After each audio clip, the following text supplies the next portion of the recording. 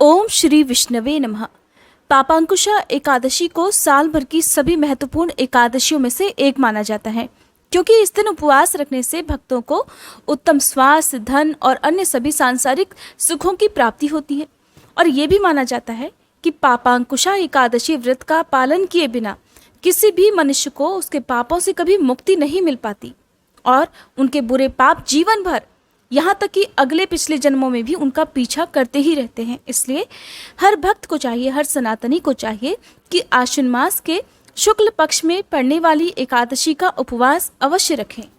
इस दिन किए गए उपवास का फल 100 सूर्य यज्ञ और 1000 अश्वमेध यज्ञ करने के बराबर होता है।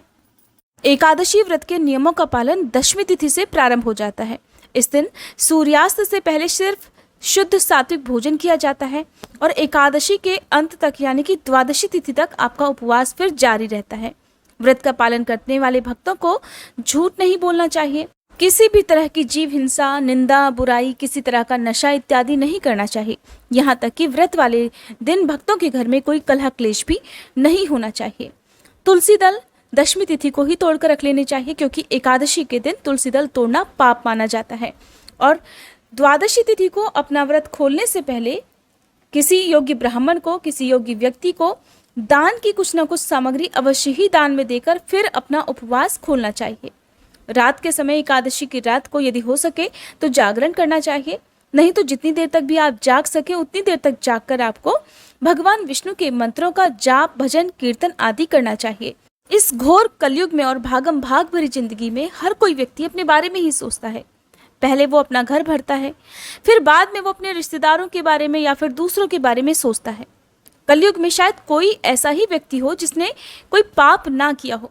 रोज कुछ ना कुछ होकर पापों का घड़ा भरता ही रहता है और जब परलोक में जाते हैं तो उन सभी पापों का हिसाब जरूर देना पड़ता है। सतयुग में ऋषि मुनि तो कई सालों की भक्ति के बाद, कठिन तपस्या के बाद भी अपने पापों से मुक्ति नहीं पाते थे, लेकिन इस घोर कलयुग में केवल एकादशी व्रत करने से ही इन सभी पापों से बड़ी आसानी से मुक्ति मिल जाती है। और आश्विन मास के शुक्ल पक्ष में पड़ने वाली एकादशी, जिसका नाम पापांकुशा एकादशी है, जिसका अर्थ होता है पापों पर अंकुश लगाने वाली एकादशी, बहुत ही महत्वपूर्ण होती है।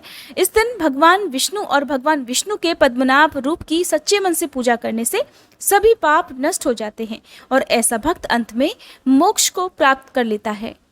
एकादशी का उपवास कोई भी रख सकता है। इस उपवास को रखने में किसी प्रकार का कोई बंधन नहीं है, लेकिन जो भी महिलाएं या कन्याएं हैं उन्हें चाहिए कि एकादशी के दिन अपना सिर धुलकर स्नान ना करें, क्योंकि एकादशी के दिन ऐसा नहीं किया जाता है। ना ही एकादशी के दिन चावल या चावल से बनी किसी भी वस्तु का प्रयोग किया जाता है और इस दिन भगवान विष्णु को भी अक्षत नहीं चढ़ाए जाते हैं। साथ ही एकादशी के दिन आप चावल को छोड़कर किसी भी सामग्री का दान कर सकते हैं और एकादशी के दिन जो भी भोग आप भगवान को लगाएं उसमें तुलसी दल अवश्य ही रखकर अर्पित करें, क्योंकि भगवान विष्णु अपना कोई भी भोग बिना तुलसी दल के स्वीकार नहीं करते हैं। अगर आपके पास भगवान विष्णु की मूर्ति या तस्वीर ना हो तो आप भगवान श्री कृष्ण की पूजा भी इस दिन कर सकते हैं।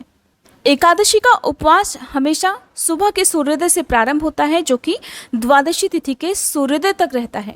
तो ऐसे में सुबह स्नान आदि से निवृत्त होकर हाथ में जल या पुष्प लेकर व्रत का संकल्प लिया जाता है। फिर भगवान विष्णु की पीले फल, पीले फूलों से पूजा अर्चना की जाती है। धूप दीपक जलाकर श्री विष्णु चालीसा का पाठ, व्रत की कथा पढ़ी और सुनी जाती है। मंत्रों का जाप करके सबसे अंत में कपूर जलाकर आरती की जाती है और भगवान विष्णु को पीले फल और पीले मिठाइयों का भोग लगाया जाता है। इस व्रत में अन्न का सेवन नहीं किया जाता है। यदि जो लोग निराहार नहीं रह पाते हो तो वो शाम की पूजा करने के बाद एक समय फलाहार कर सकते हैं। कोई भी मौसमी फल, जूस, दूध वगैरह आप ले सकते हैं। इन सब के अलावा आप सूखे मेवे या फिर नींबू पानी या नारियल पानी आदि ले सकते हैं।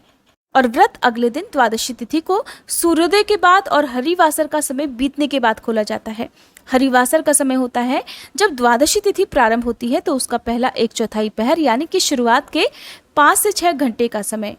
आपको ध्यान रखना है कि यदि आप एकादशी का उपवास करते हैं तो भूले से भी इस समय में आपको व्रत नहीं खोलना चाहिए, क्योंकि इस समय खोले गए व्रत का बहुत भारी दोष लगता है। आपको हमारे चैनल पर महीने में पड़ने वाली दोनों एकादशी की संपूर्ण पूजा विधि और मुहूर्त की जानकारी समय से बहुत पहले ही प्राप्त हो जाती है। अगर आपने अभी तक इसके लिए हमारा चैनल सब्सक्राइब नहीं किया है तो जरूर सब्सक्राइब करके बेल आइकन जरूर प्रेस कीजिएगा, तभी आपको ये वीडियो समय से मिल सकेंगी। अब जानिए एकादशी की तिथि और शुभ मुहूर्त के बारे में।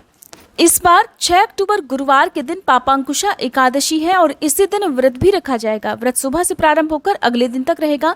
अगर आपका गुरुवार के दिन कोई दूसरा व्रत भी है, जैसे कि कुछ लोग बृहस्पति देवता का व्रत भी रखते हैं, तो आप दोनों ही व्रत एक साथ रख सकते हैं। लेकिन बृहस्पतिवार के व्रत में कुछ लोग चने की दाल और मुनक्खा का सेवन करते हैं, तो आप चने की दाल को छोड़कर मुनक्खा इस दिन ग्रहण कर सकते हैं। इस दिन किसी भी तरह का अन्न नहीं खाना चाहिए। एकादशी की तिथि प्रारंभ होगी 5 अक्टूबर बुधवार की दोपहर 12:01 से और समाप्त होगी 6 अक्टूबर गुरुवार की सुबह 9:40 पर। और एकादशी का व्रत हमेशा सूर्योदय व्यापिनी तिथि पर ही किया जाता है। ऐसे में अगर द्वादशी तिथि युक्त एकादशी हो तो उसका और भी अधिक पुण्य प्राप्त होता है। द्वादशी तिथि प्रारंभ होगी 6 अक्टूबर गुरुवार की सुबह 9:41 से और समाप्त होगी 7 अक्टूबर शुक्रवार की सुबह 7:26 पर। अब जो ऐसे में हरिवासर का समय है वो 6 अक्टूबर को ही दोपहर तक समाप्त हो जाएगा। 6 अक्टूबर गुरुवार को यानी कि एकादशी के दिन सूर्योदय का समय रहेगा सुबह 6:17 और सूर्यास्त का समय रहेगा शाम 6:02 पर। 7 अक्टूबर शुक्रवार को यानी कि द्वादशी तिथि के दिन जिस दिन व्रत पारण किया जाएगा, सूर्योदय का समय रहेगा सुबह 6:17 और सूर्यास्त का समय रहेगा शाम 6:01 पर। व्रत पारण की तिथि और शुभ मुहूर्त रहेगा 7 अक्टूबर शुक्रवार को सुबह 6:18 से लेकर 7:25 पर। आपको यहाँ पर मुहूर्त का जरूर ध्यान रखना है, क्योंकि 7:25 के बाद से त्रयोदशी तिथि प्रारंभ हो जाएगी। ऐसे में आपको शुभ मुहूर्त के अंदर अंदर ही अपना व्रत खोल लेना होगा। अगर आप शुभ मुहूर्त में किसी योगी व्यक्ति को दान नहीं दे पाते हैं तो दान में दी जाने वाली सामग्री को आप निकाल कर जरूर रख लें और उसके बदले में आप किसी गाय को, काली चींटियों को, छत पर चिड़ियों के लिए दाना पानी रखने के बाद भी आप अपना उपवास खोल सकते हैं। उसके बाद आप जब भी आपके पास समय हो, संभव हो, उस समय आप दान की सामग्री किसी योगी व्यक्ति को अवश्य ही दान में दे दें। ये थी आज की वीडियो। उम्मीद करती हूँ जानकारी आपको पसंद आई होगी। वीडियो अगर अच्छी लगी हो तो वीडियो को लाइक करके चैनल को सब्सक्राइब करना मत भूलिएगा।